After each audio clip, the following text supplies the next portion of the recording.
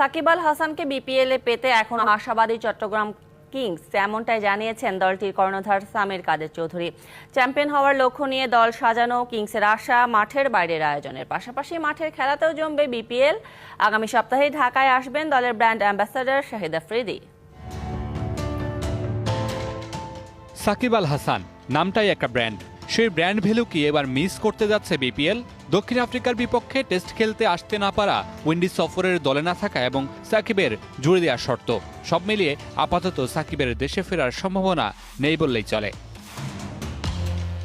কিন্তু এখনই আশা ছাড়ছে না চট্টগ্রাম কিংস। ফ্রাঞ্চাইজিটির কর্ণধার সামির কাদের চৌধুরী জানান, বিপিএল এ সাকিবকে পেতে শেষ পর্যন্ত অপেক্ষা করবেন তিনি।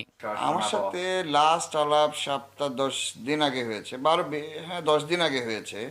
এর মধ্যে তো উনিও খেলার মধ্যে আছে, তো ওরকম কোনো আলাপ হয়নি। মেবি আজকালের মধ্যে আরেকবার কথা হবে। আমি শেষ পর্যন্ত